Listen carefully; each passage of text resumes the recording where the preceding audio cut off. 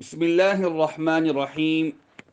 عزیز قراء کرام، طلباء، حفاظ، کل آپ لوگوں کے سامنے تجوید کی اہمیت پر اور تجوید کے ساتھ قرآن پڑھنا کیوں ضروری ہے، قرآن مجید کی تلاوت میں تجوید کا خیال کیوں کرنا ہے اور تجوید کا علم کس قدر ضروری ہے، اس کے متعلق آپ سے بات ہوئی۔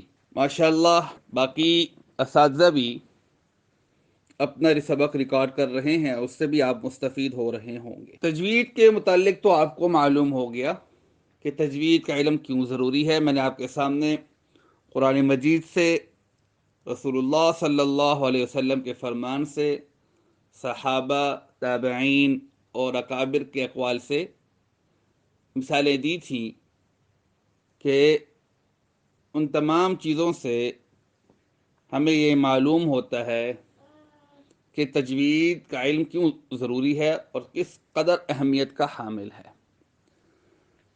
اب جو ہے سوال وہ یہ ہے، یہ تو ہمیں پتہ چل گیا کہ تجوید اہم ہے۔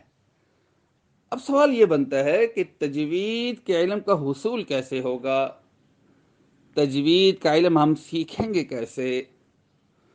تو ہمارے استاد جی فرمایا کرتے تھے کہ کوئی بھی علم یا فن صرف کتابوں میں رہے اور زندہ رہے، یہ ممکن نہیں ہے۔ علم وہی زندہ رہتا ہے جو سینوں میں محفوظ ہو اور دماغوں میں اتر جائے۔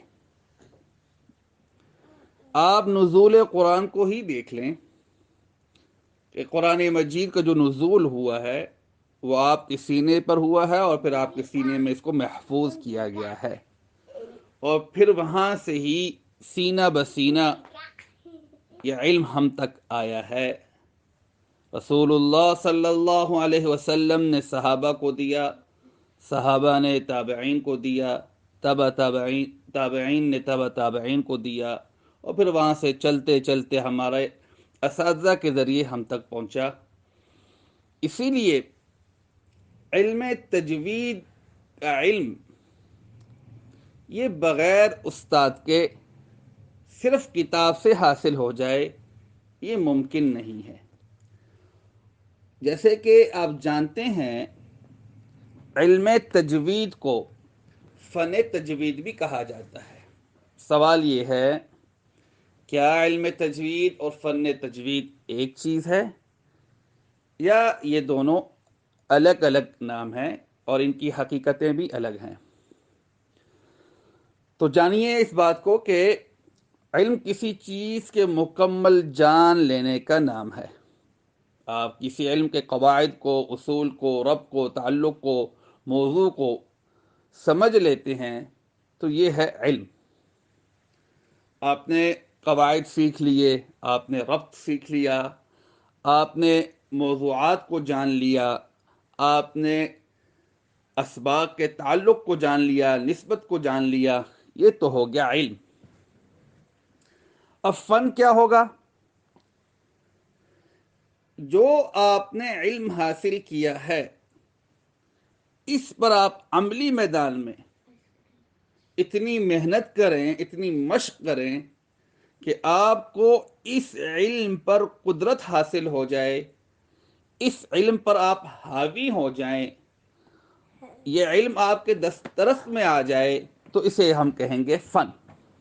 یعنی آپ نے سیکھ لیا حروف کے مخارج یہ ہیں، صفات یہ ہیں، صفات لازمہ یہ ہیں، صفات عارضہ یہ ہیں، آپ نے جان لیا، غننے کا علم جان لیا، آپ نے اقلاب کا جان لیا، آپ نے اخفاء کو جان لیا، یہ تو علم ہو گیا۔ اب ان تمام چیزوں کو ان کا حق دینا، ان تمام چیزوں پر اپنی زبان کو قادر کرنا، اپنی زبان کو عادی کرنا کہ غننے کی مقدار کو غننے کی مقدار تک رکھنا، موٹے حروف کو موٹا کرنا، باریک حروف کو باریک کرنا، مد کو لمبا کرنا، حروف مدہ میں اس کی آواز کو برابر رکھنا، اس کی مقدار تک اس کو لمبا کرنا، یعنی آپ کو قدرت اتنی ہو جائے کہ آپ کے پڑھنے سے تکلف ختم ہو جائے، تو آپ سمجھ لیں کہ آپ نے علم بھی حاصل کر لیا اور آپ نے فن بھی حاصل کر لیا۔ تکلف کیا ہے؟ تکلف یہ ہے کہ آپ کو پڑھنے میں دشواری ہے، آپ جب پڑھ رہے ہیں بہت اٹک رہے ہیں، یا بہت لہلا لہرا کر پڑھ رہے ہیں، اور یا بہت مشقت سے پڑھ رہے ہیں، آپ کے چہرے کا رنگ متغیر ہو رہا ہے، آپ کے ہونٹ زیادہ ہل رہے ہیں، آپ کی زبان بہت زیادہ باہر آ رہی ہے، اور اتنا آپ کا زور لگ رہا ہے کہ آپ کے ناف تک کا زور لگ رہا ہے، یا پھر آپ بہت زیادہ اٹک رہے ہیں، تو یہ ساری چیزیں ایسی ہیں جو تکلف میں شمار ہوتی ہیں۔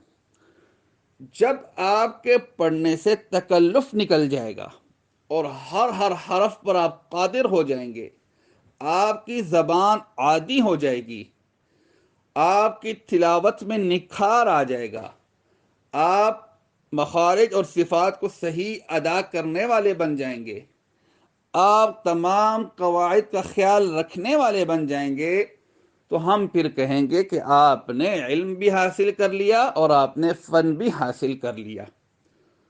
ٹھیک ہے نا؟ اس بات کو آپ یوں سمجھ لیجئے کہ ایک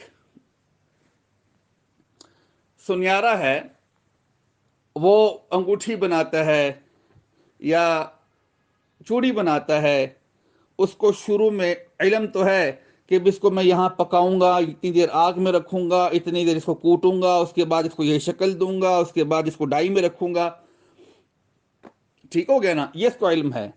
اب وہ جب اس کو کرنے کی کوشش کرتا ہے، کبھی خراب کرتا ہے، کبھی ٹھیک کرتا ہے، کبھی خراب کرتا ہے، کبھی ٹھیک کرتا ہے، کبھی زیادہ کر دیتا ہے، کبھی کم کر دیتا ہے، تو ہم اس کو یہ تو کہیں گے کہ علم تو رکھتا ہے لیکن فن نہیں رکھتا۔ لیکن جب وہ ہر چیز کو پراپر اور مکمل طریقے سے ٹھیک کر لے گا، پھر ہم کہیں گے کہ یہ اپنے فن کا ماہر ہے۔ اسی طرح جب ہماری زبان جو ہے وہ صحیح حروف کی عادی بن جائے گی، اس کے اندر سے تکلف ختم ہو جائے گا، تو ہم کہیں گے اب ہم نے فن کو حاصل کر لیا۔ تو آپ نے اب یہ کرنا ہے کہ آپ کے جو اساتذہ آپ کو سبق دے رہے ہیں، اس سبق پر آپ نے اتنی پریکٹس کرنی ہے، اتنی مشق کرنی ہے کہ آپ کی زبان بالکل ویسے پڑھنا لگ جائے جیسے آپ کے اساتذہ نے آپ کو پڑھایا ہے۔ تو انشاءاللہ امید ہے یہ سبق بھی آپ کی سمجھ میں آ جائے گا، اور پھر انشاءاللہ اسے آگے اسباق کو چلائیں گے۔ السلام علیکم۔